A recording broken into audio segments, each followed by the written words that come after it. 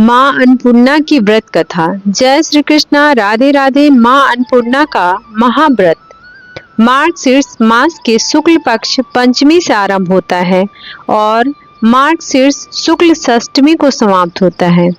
यह उत्तमोत्तम व्रत 17 दिनों का होता है और कई भक्त 21 दिन तक भी इसका पालन करते हैं। अन्नपूर्णा देवी हिंदू धर्म में मान्य देवी देवताओं में विशेष रूप से पूजनीय हैं। इन्हें माँ जगदम्बा का ही एक रूप माना गया है, जिनसे संपूर्ण विश्व का संचालन होता है। इन्हीं जगदम्बा के अन्नपूर्णा स्वरूप से संसार का भरण पोषण होता है। अन्नपूर्णा का शाब्दिक अर्थ है धान्य, अर्थात अन्न की अधिष्ठात्री। सनातन धर्म की मान्यता है कि प्राणियों को भोजन माँ अन्नपूर्णा की कृपा से ही प्राप्त होता है। भगवान शिव की अर्धांगिनी कलयुग में माता अन्नपूर्णा की पूरी काशी है, किंतु संपूर्ण जगत उनके नियंत्रण में है। बाबा विश्वनाथ की नगरी काशी के अन्नपूर्णा जी के आधिपत्य में आने की कथा बड़ी ही रोचक है। भगवान शंकर जब देवी पार्वती के संग विवाह करने के पश्चात उनके पिता के क्षेत्र हिमालय के अंतर्गत कैलाश पर रहने लगी, तब देवी ने अपने मैके में निवास करने के बजाय अपने पति की नगरी काशी में रहने की इच्छा व्यक्त की। महादेव उन्हें साथ लेकर अपने सनातन गृह और विमुक्त क्षेत्र अर्थात काशी आ गए। काशी उस समय केवल एक महाशमशान नगरी थी।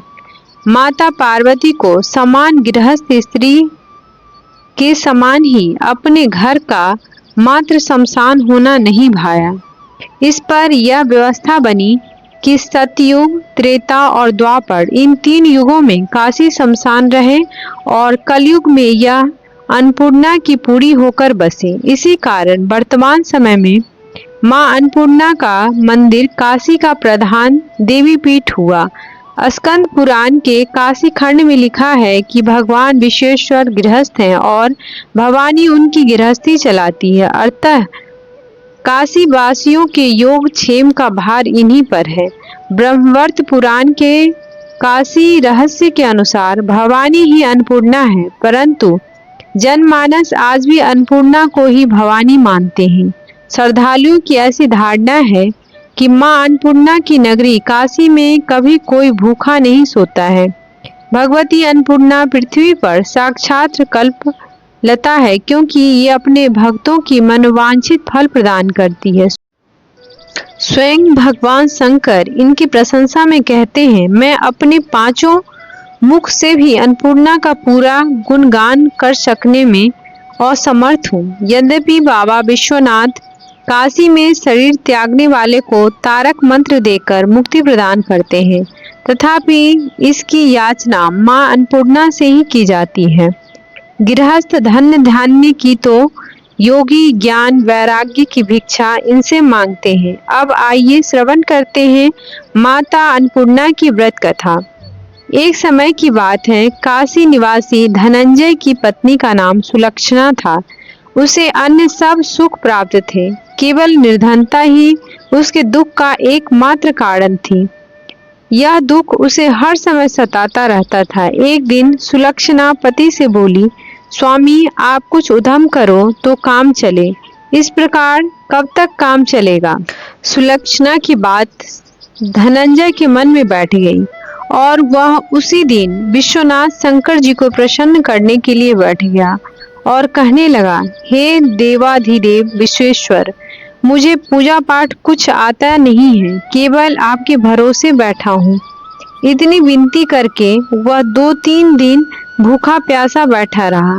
यह देखकर भगवान शंकर ने उसके कान में अन्नपूर्णा अन्नपूर्णा अन्नपूर्णा इस प्रकार 3 बार कहा।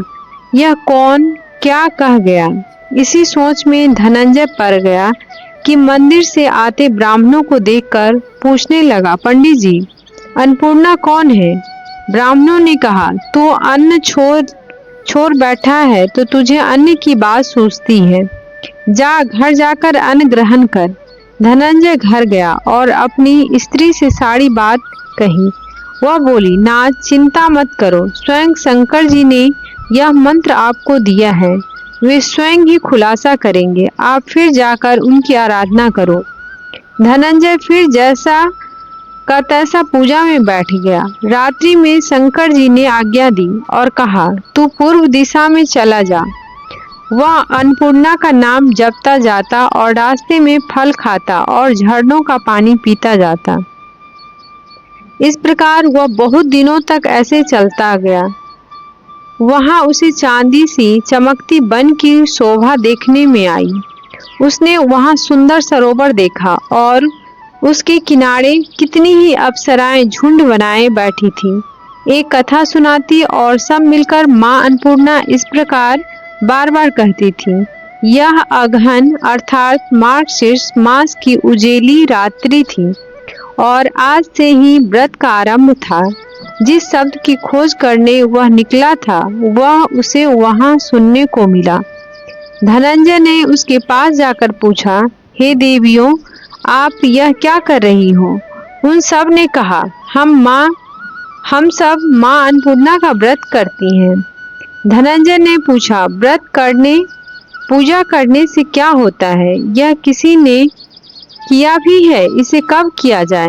कैसा व्रत है और कैसी विधि है? मुझसे भी विस्तार से बतलाओ। वे कहने लगी, इस व्रत को सब कोई कर सकते हैं। 21 दिन तक के लिए 21 गांठ का सूत लेना चाहिए। 21 दिन यदि न बने तो एक दिन उपवास करें। यह भी न बने तो केवल कथा सुनकर प्रसाद ले। निराहार रहकर कथा कहें तथा कथा सुनने वाला कोई न मिले तो पीपल के पत्तों को रखकर सुपारी या घृत कुमारी वृक्ष को सामने कर दीपक को साक्षी कर सूर्य, गाय, तुलसी या महादेव को बिना कथा सुनाए मुख में दाना न डालें। यदि भूल से कुछ पड़ जाए तो एक दिवस फिर उपवास करें। व्रत के दिन क्रोध न करे और झूठ न बोले। धनंजय बोले, इस व्रत को करने से क्या होगा? वे कहने लगी, इस व्रत को करने से अंधे को नेत्र मिले, लूले को हाथ मिले, निर्धन के घर धन आए, बाझन को संतान मिले, मूर्ख को विद्या आए। जो इस कामना से व्रत करे माँ उसकी इच्छा पूरी करती है। वह कहने लगा, बहनों, मेरे पास भी धन नहीं है, विद्या नहीं है, कुछ भी तो नहीं है। मैं तो दुखिया ब्राह्मण हूँ। मुझे इस व्रत का सूत दोगी? हाँ भाई, तेरा कल्याण हो, हम तुम्हें अवश्य देंगे। ले, इस व्रत का मंगल सूत्र ले। धनंजय ने व्रत किया। व्रत पूरा हुआ तभी सरोवर में से 21 खंड की सुवर्ण सीढ़ी हीरा मोती जड़ी हुई प्रकट हुई। धनंजय जय अन्नपूर्णा कहता जाता था। इसी प्रकार न जाने कितनी ही सीढ़ियां उतरता गया तो क्या देखता है कि करोड़ों सूर्य से प्रकाशमान अन्नपूर्णा का मंदिर है। उसके सामने स्वर्ण सिंहासन पर माता अन्नपूर्णा विराजमान है। सामने भिक्षा हेतु शंकर भगवान खड़े हैं। देवांगनाएं चंवर डुलाती हैं। कितनी ही हथियार बांधे पहरा देते हैं। धनंजय दौड़कर जगदम्बा के चरणों में गिर गया। देवी उसके मन का क्लेश जान गई। धनंजय कहने लगा, माता, आप तो अंतर्यामी हो, आपको अपनी दशा क्या बताऊं? माता अन्नपूर्णा बोली, तूने मेरा व्रत किया है, जा तेरा सत्कार करेगा। माता ने धनंजय की जीवा पर बीज मंत्र लिख दिया। अब तो उसके रोम रोम में विद्या प्रकट हो गई। इतने में क्या देखता है कि वह काशी विश्वनाथ के मंदिर में खड़ा है। माँ का वरदान ले धनंजय घर आया। सुलक्षणा से सब बात कही। माता जी की कृपा से उसके घर में संपत्ति उमड़ने लगी। छोटा सा घर बहुत बड़ा गिना जाने लगा। जैसे शहद के छत्ते में मक्खियां जमा होती है, उसी प्रकार अनेक सगे संबंधी आकर उसकी बड़ाई करने लगे। कहने लगे, इतना धन और इतना बड़ा घर, सुंदर संतान नहीं तो इस कमाई का कौन भोग करेगा? सुलक्षणा से संतान नहीं है, इसलिए तुम दूसरा विवाह करो। अनिच्छा होते हुए भी धनंजय को दूसरा विवाह करना पड़ा और सती सुलक्षणा को सौत का दुख उठाना पड़ा। इस प्रकार दिन बीतते गए, फिर अघन मास आया। नए बंधन में बंधे पति से सुलक्षणा ने कहलाया कि हम व्रत के प्रभाव से सुखी हुए हैं, इस कारण यह व्रत छोड़ना नहीं चाहिए। यह माता जी का प्रताप है जो हम इतने संपन्न और सुखी हैं। सुलक्षणा की बात सुन धनंजय उसके पास आया और व्रत में बैठ गया। नई बहू को इस व्रत की खबर नहीं थी। वह धनंजय के आने की राह देख रही थी। दिन बीतते गए और व्रत पूरे होने में 3 दिवस बाकी थे कि नई बहू को खबर पड़ी। उसके मन में ईर्ष्या और ज्वाला धड़कने लगी। नई बहू सुलक्षणा के घर आ पहुंची और उसने वहां भगदड़ मचा दी। वह धनंजय को अपने साथ ले गई। नए घर में धनंजय को थोड़ी देर के लिए निद्रा ने आ दबाया। उसी समय नई बहू ने उसका व्रत का सूत तोड़कर आग में फेंक दिया। अब तो माता जी का कोप जाग गया। घर में अकस्मात आग लग गई और सब कुछ जलकर खाक हो गया। सुलक्षणा जान गई और पति को फिर अपने घर ले आई। नई बहू रूठ कर पिता के घर जा बैठी। पति को परमेश्वर मानने वाली सुलक्षणा बोली, नाथ घबराना नहीं, माता जी की कृपा अलौकिक है। पुत्र कुपुत्र हो जाता है पर माता कुमाता नहीं होती है। अब आप श्रद्धा और भक्ति से आराधना शुरू करो, वे जरूर हमारा कल्याण करेंगी। धनंजय फिर माता के पीछे पड़ गया। फिर वही सरोवर सीढ़ी प्रकट हुई, उसमें माँ अन्नपूर्णा कहकर वह उतर गया। वहां जा माता जी के चरणों में रुदन करने लगा। माता प्रसन्न हो गई। यह मेरी स्वर्ण की मूर्ति ले और इसकी पूजा करना, तू फिर सुखी हो जाएगा। जा, तुझे मेरा आशीर्वाद है। तेरी स्त्री सुलक्षणा ने श्रद्धा से मेरा व्रत किया है, उसे मैंने पुत्र दिया है। धनंजय ने आंखें खोली तो खुद को काशी विश्वनाथ के मंदिर में पाया। वहां से फिर उसी प्रकार घर आया। इधर सुलक्षणा के दिन चढ़े और महीने पूरे होते ही पुत्र का जन्म हुआ। गांव में आश्चर्य की लहर दौड़ गई। इस प्रकार उसी गांव के निसंतान सेठ के पुत्र होने पर उसने माता अन्नपूर्णा का मंदिर बनवा दिया। उसमें माता जी धूमधाम से पधारी, यज्ञ किया और धनंजय को मंदिर के आचार्य का पद दे दिया। जीविका के लिए मंदिर की दक्षिणा और रहने के लिए बड़ा सुंदर सा भवन दिया। धनंजय स्त्री पुत्र सहित वहां रहने लगा। माता जी की चढ़ावे में भरपूर आमदनी होने लगी। उधर नई बहू के पिता के घर डाका पड़ा और सब लूट गया। वे भीख मांगकर पेट भरने लगे। सुलक्षणा ने यह सुनी तो उन्हें बुलावा भेजा, अलग घर में रख लिया और उसके अन्न वस्त्र प्रबंध कर दिया। धनंजय, सुलक्षणा और उसके पुत्र माता जी की कृपा से आनंद से रहने लगे। माता जी ने जैसे उनके भंडारे भरे वैसे सबके भंडारे भरे। अब आइए अन्नपूर्णा माता की दूसरी कथा का रसपान करते हैं।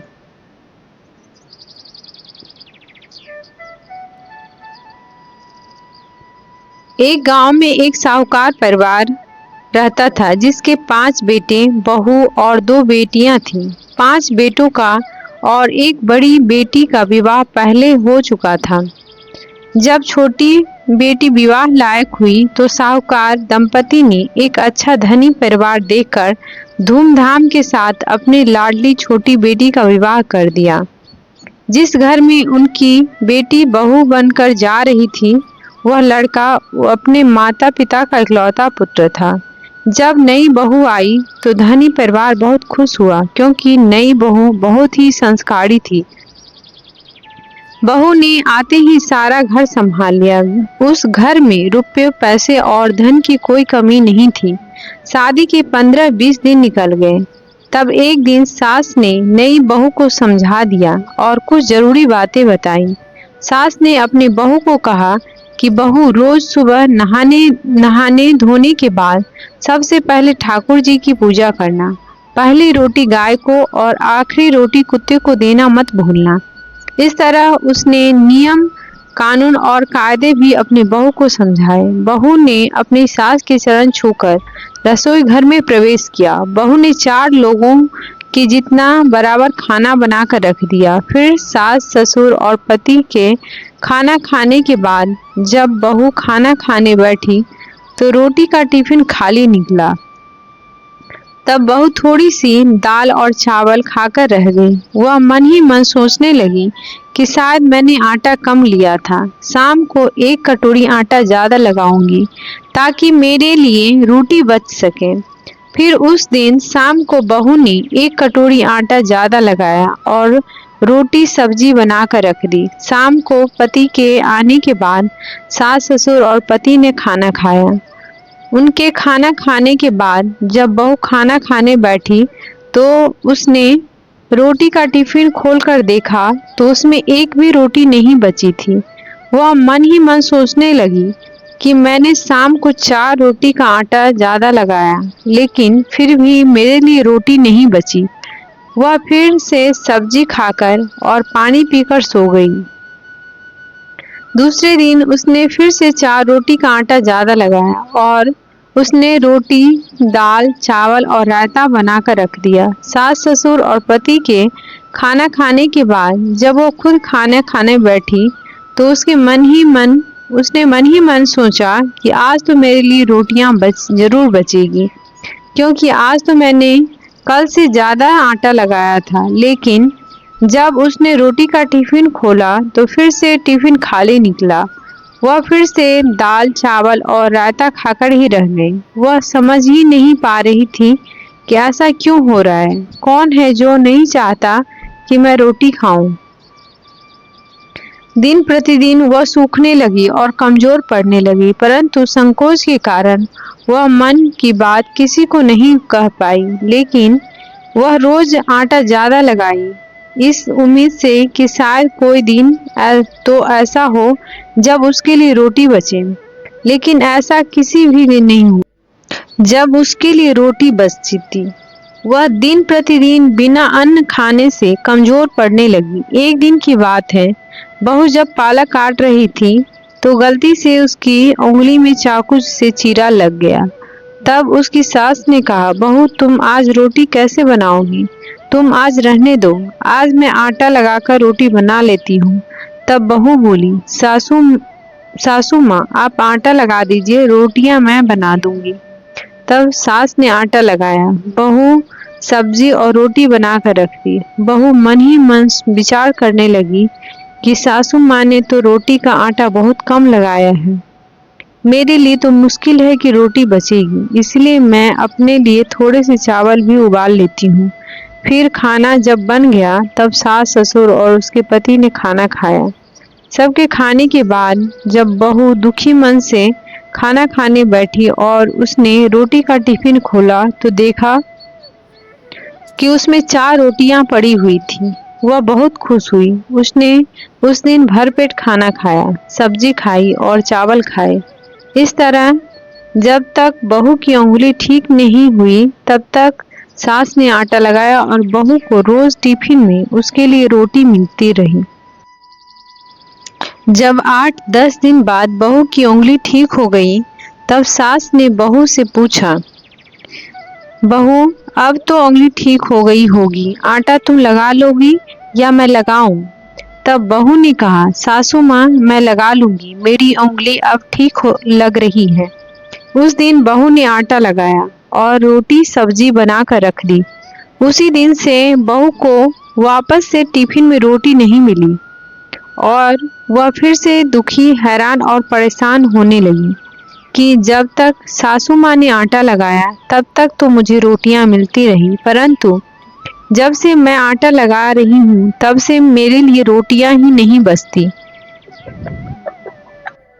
दिन प्रतिदिन बहू बिना अन्न के सूखने लगी। एक दिन उसके पति ने उससे पूछा, एक बात बताओ, घर में किसी चीज की कोई कमी नहीं है, खाना भी तुम ही बनाती हो, फिर तुम अपने लिए अच्छा खाना क्यों नहीं बना लेती? तुम अपनी पसंद का खाना बनाओ, तुम्हें तो कोई रोकने टोकने वाला भी नहीं है, फिर तुम क्यों कमजोर होती जा रही हो? तुम्हें किस बात का दुख है? जो कुछ बात है मुझे सच सच बताओ। लेकिन संकोच बस बहू अपने पति से कुछ नहीं बोली। उस रात पति मन ही मन सोचने लगा यह कि शायद मेरी पत्नी को उसके मायके की याद आ रही होगी। कल सुबह ही माँ की आज्ञा लेकर उसको उसके मायके, उसके माता पिता और भाई बहन से मिलाकर लाऊंगा ताकि इसका मन लग जाए। दूसरे दिन बेटे ने अपनी माँ बाबूजी से अपने मन की पूरी बात बताई। तब माँ बाबूजी ने कहा, बेटा जरूर जाओ, शायद बहू का मन भी प्रसन्न हो जाए। तब बेटा अपनी बहू को उसके मायके लेकर गया। साहूकार दंपति ने बेटी का खूब आभूगत किया और तरह तरह के व्यंजन बनाकर खिलाए। तब दोपहर में साहूकार दंपति अकेले में अपनी बेटी से बोले, बेटी तुझे ससुराल में क्या दुख है? क्या तुझे खाने को नहीं देते? क्या तेरे सास ससुर तुझसे अच्छा बर्ताव नहीं करते? तुझे किस बात का दुख है? तू इतनी कमजोर क्यों हो गई? तब बेटी ने पूरी सच्चाई बताई। उसकी दादी ने कहा, बेटी